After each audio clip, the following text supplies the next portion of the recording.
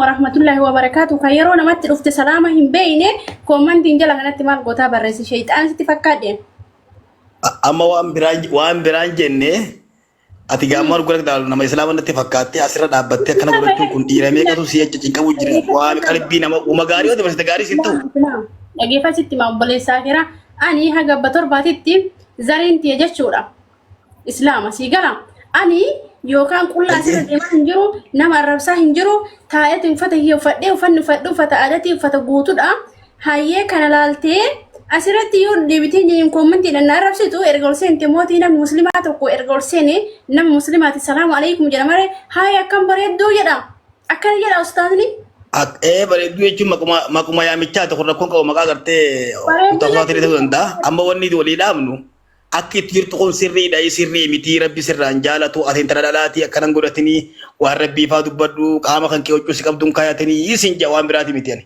Hayyee huccuun tun naqabaa jirti ree amma xayyib.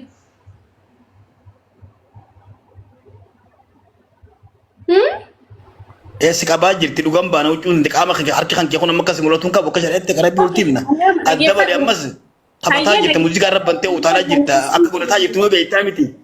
Okay, dhaggeeffadha ustaaza dhaggeeffadha. Hayyee sirbuun haraama qaama kan kee tuffadhu koomantiidha nama arrabsuun arraba hoo eenyutu halaala godhe.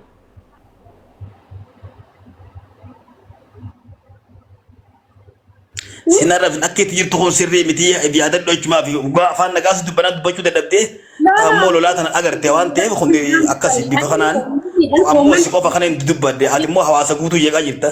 Dardara meeqatu asin silaalee qalbii dhabuun ni jira waan qalbii namaatti soo hedduu hojjetta akka sirraan jaalatu dubartii fi dhiirti adda adda dhalaan ammoo akkana godhachuun qabdu tokko qaanfachuu haati nama bareedaa kana dhaggeeffadhu nama bareedaa kanaati israafi fi goliin asirra dhaabbattee tiiktoo gubbarratti isin jedha.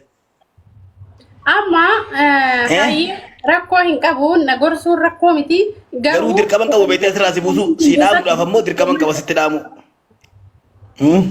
Koomantii akkasii maal barreessite? Dhageesse ni beekta garuu osoo beektu kana hojjetu jettee fakkaata. Maal hojjetaa jira ree dubaan taphataa jira bar hay maal rabbiin fataa jedhaa jedhee bar maal jechuudha? Akkasii gaa. Maal laazima shari'adheeti. Tana to'abbadhuutti namoota diriinii qabanii to'abbataa ammoo hawaasa gubbatti ba'an dirii kophaa dalaganii bitaa hawaasa. Laalaa wanni hawaasa keessuuf hin jiru. Ani jechuudha keessatti ibadaa kiyyanni dalagadha waan silaa rabbiin haraama godhirraa achitti deebiin gaafa nama fudhanne ibdula ayaan waan dabartiin deebiin amma barta ganaatiif aanan akka fe'u qaban jaan dhageesse bari nama arrabsuun gaariidha nama arrabsuun gaariidha hay islaama jettu reemma islaama kaa'atu yoo ustaaza taatetiin koomantii dhan arrabsitee bar ustaazi nama arrabsa islaama jettu re islaama yunaan gaasirma دوبا دوسان تاتي ما نعرف جتوهتو قد وين بو شوف هذا وان حرامة وان حرامة